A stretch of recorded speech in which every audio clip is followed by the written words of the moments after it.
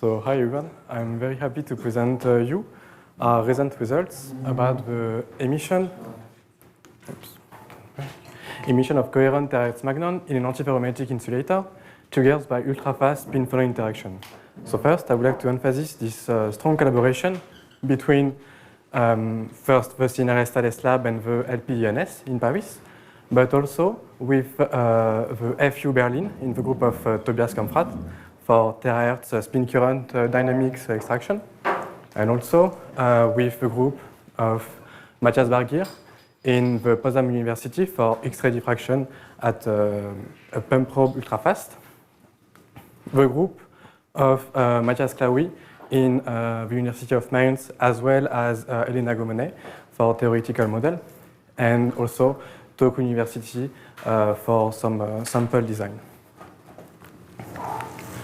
So first, I would like to remind you quickly, as this has been done previously, about spintronic with antiferromagnets. So in a ferromagnetic material, typically, you have all the small magnetic moments which are aligned in a single direction and thus produce a net microscopic magnetization. And typically, the dynamics of those systems lies in the gigahertz range. With antiferromagnets, you have an antiferromagnetic coupling here, J, which is negative, between the sublattice magnetization. And here, you have a net magnetization which is 0, but you define the dynamics of such antiferromagnetic materials with the Néel vector, which is simply the difference between the two sublattice magnetization. And with those type of antiferromagnets, you can have dynamics up to terahertz scale. So with antiferromagnets, you can think about building stable magnetic memories, as you don't have any stray field from antiferromagnets, and so you can have build compact memories. You can also think about building spin-based oscillators that would work at the terahertz range, as well as terahertz detectors based on antiferromagnets. And here, you can use the properties to control the Néel vector in antiferromagnets to have such tunable, let's say, terahertz detection by means of an external magnetic field or electric magnetic field. So antiferromagnets are a platform of choice for terahertz-based spintronic devices. And we will first, let's say, discuss about sub-terahertz magnonics with counted antiferromagnet that has been done up to now. So let's say if you take the example of hematite, which got a frequency, resonant frequency of 31 gigahertz, you can have detect the AFM resonance by DC spin pumping. You can also have a larger coupling between the AFM magnons and the photons. And recently, we have been able to detect the ultrafast bulk and surface spin waves by VNS spectroscopy and DC spin pumping. But this remains still at the sub-terahertz, let's say, frequency. And we would like to push a bit further this limit. And what about the use of antiferromagnetic materials presenting higher terahertz magnon modes? So for this, we'll take the example of nickel oxide, and we'll try to access the antiferromagnetic magnon modes in thin films.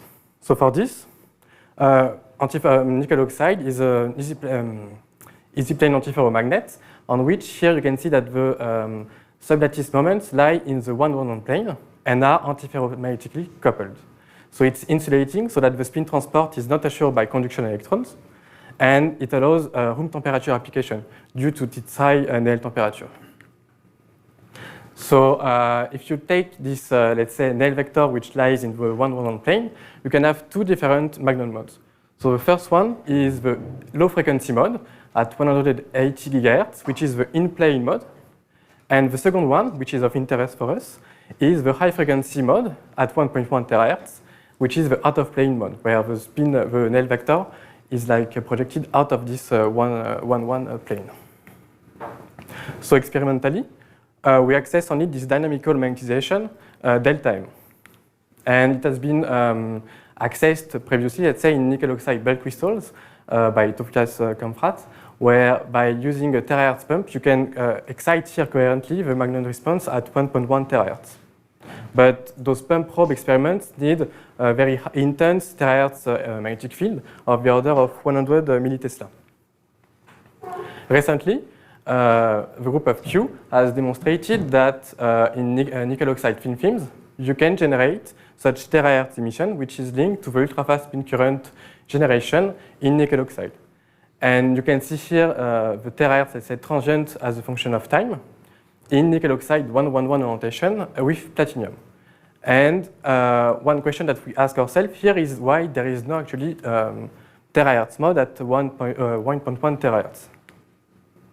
So in a compensated antiferromagnet, we can access the magnon modes via the inverse spinel effect in platinum. And we want to ask if there is a way to excite coherent magnon. So for this, we relied on terahertz emission spectroscopy, on which you have our bilayers of nickel oxide and platinum. And we are in reflection geometry, so that we pump from the, let's say, the platinum side here. We generate the terahertz radiation that we collect on the same, let's say, on the same side. So we are able to tune both pump polarization and crystalline orientation here. So first, we pump using a femtosecond pump the heterostructure that generates spin current excitation here, the Néel vector, that produce spin current flowing towards the platinum. Afterwards, you have the spin charge conversion via inverse spinel effect in platinum and the generation of a free space terahertz emission that we detect via electro-optic sampling. So with terahertz emission spectroscopy, by looking at the terahertz electric field that is generated in free space, we want to come back to the terahertz spin current spectroscopy by using spin-to-charge conversion in platinum. So what we have seen by shining a pulse femtosecond light into those nickel oxide platinum is such type of terahertz signal as a function of time. And you can see first that you have a broadband emission here, also here in the spectrum of the emission, which maps the incoherent magnon buff. But on top of this, and this is the novelty here, we demonstrate that we have such a presence of oscillation here, which period more or less 1 picosecond correspond to 1.1 terahertz here in the spectrum, with also the presence of a second harmonic. So this demonstrates first the very high film quality that we have with nickel oxide platinum bilayers, and we detect here the out-of-plane magnon modes of nickel oxide. So in this talk, I will show you how from the terahertz emission properties, we can come back to the magnon spin current excitation mechanism. So first, we would like to be sure that the terahertz emission that we see is linked to the inverse spinel effect in platinum and also to the Néel vector of nickel oxide. So we perform first crystalline symmetries where we rotated the sample in the plane.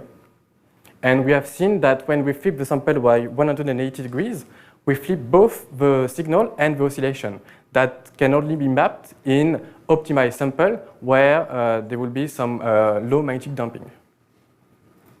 So if we take like the full map 360 degrees of this azimuthal angle in plane, we can see that we have such uniaxial emission which will map a monodomain orientation, and this has been corroborated by Kerr imagery here, where you see that we excite over or let's say our pump spot 200 microns, a unique mono T domain. So this demonstrates also the very high film quality to obtain such large domain of the antiferromagnetic order in nickel oxide.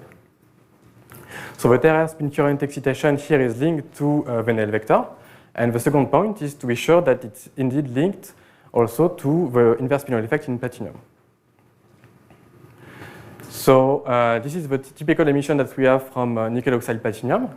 And one basic geometry that we want to test to see if it's linked to inverse spinel effect is to replace the platinum by tungsten. And we see that we have a flip of the terahertz signal that is linked then to the inverse the spinel angle of platinum or tungsten. So the emission process happens via the inverse spinel effect in the heavy metal, and we perform complementary measurements. So here we have performed the same measurements on 111 oriented nickel oxide, where we also demonstrate a full terahertz reversal, so that an emission which links from the inverse spinel effect, and also changing the side on which we have pumped the heterostructure, so either by platinum side or by the nickel oxide. And we see that the signal also flips, which is in agreement with electric dipolar radiation of such type of Terraeus generation. So the emission process follows the electric dipolar radiation, and we can discard here magnetic dipolar contribution that will be negligible, at least compared to this electrical dipolar radiation that we see. So what have we demonstrated up to now? So from nickel oxide platinum bilayer, we report a broadband and narrowband contribution at 1.1 terahertz that hasn't been observed before in free space. And the terahertz emission is linked to both the FM magnon modes in nickel oxide, but also mediated via the inverse Pinel effect. So now we can focus in more details about the spin current excitation mechanism that happened in those heterostructures. So first, to try to disentangle those effects, we want to see the effect of the pump polarization on the terahertz radiation. First, on 111 oriented nickel oxide. And either on linear pump polarization, but as well as circular helicity, we see that we have terahertz signal that depend on the pump polarization. And here we relate this via the inverse Kotomouton effect that has been extensively looked in the literature before. On the contrary, when we move to nickel oxide 001 orientation and platinum bilayers, we see that on both linear pump polarization and circular pumping, we have a signal which is pump polarization independent, and here that would be mediated via thermal effects. So drastically here, we observe different physics on the 001 and 111 oriented nickel oxide, and we thought at this point that we might map different spin current excitation mechanism. So for this, we have collaborated with the group of Tobias Kampfrath in FU Berlin to extract from the terahertz emission spectroscopy the spin current dynamics in those heterostructures. So we compare this with a metallic spintronic terahertz emitter, tungsten, cobalt, iron, boron, platinum, which is the reference today. And we see that we have here a rise time and a decay time, the latest corresponding to below 200 femtosecond with electron spin relaxation time. In nickel oxide 111 sample, you see that the rise time and the decay time are way shorter by, let's say, 80 femtoseconds. And here we would relate this to optomagnetic interaction via the pump, the light pump. On the contrary, on nickel oxide 001, we see that we have a longer rise time and also a longer decay time that would here indicate us that we are in presence of thermal effect, so that you have actually to have a build-up, thermal build-up to have the effect. So this also shows us that we are in presence of different physics, let's say, between 111 and 001 nickel oxide.